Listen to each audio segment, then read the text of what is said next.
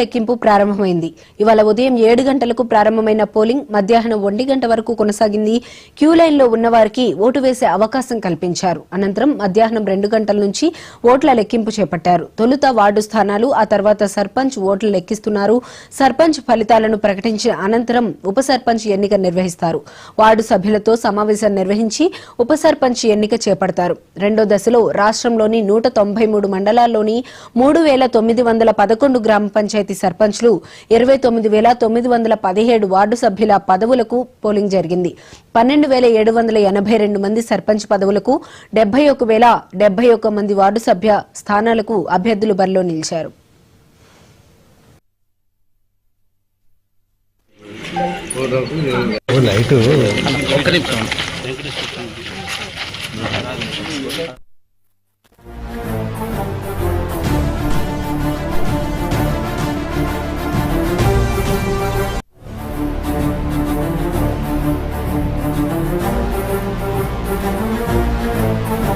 రెండవ ఫేజ్లో ఈరోజు 7 గంటల నుంచి మొదలైంది. ఇవాళ 1 గంట వరకు ఓట్లు ప్రజలందరూ కూడా, గ్రామ ప్రజలందరూ కూడా ఓటేసి 2 గంటల నుంచి కౌంటింగ్ ఉంటుంది. మరి దాని తర్వాత ఎవరినైతే మెజార్టీతో ఎన్నుకుంటారో గ్రామ ప్రజలు, వాళ్ళు 5 సంవత్సరాలు సర్పంచ్గా కొనసాగుతారు. అదేవిధంగా వార్డు మెంబర్ కూడా రిజర్వేషన్తో నచ్చినటువంటి వార్డు మెంబర్ కూడా మరి ఈరోజు బూత్ వైజ్ ఎలక్షన్స్ ఉన్నాయి. దాంతోపాటు ఈ గ్రామంలో ఎస్టీ రిజర్వేషన్ వచ్చింది.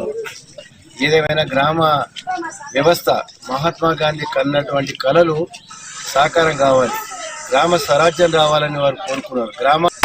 దాంతోపాటు విద్యుత్ శక్తి, మరి పంటల యొక్క విధానం కానీ ఇవన్నీ కూడా సక్రమంగా ఉంటే గ్రామాలు బలపడితేనే పట్టణాలు బలపడితే దేశం బలపడుతుంది. ఆ విధంగా మహాత్మా గాంధీ కోరుకున్నటువంటి కళలు సాకారం జరుగుతుంది.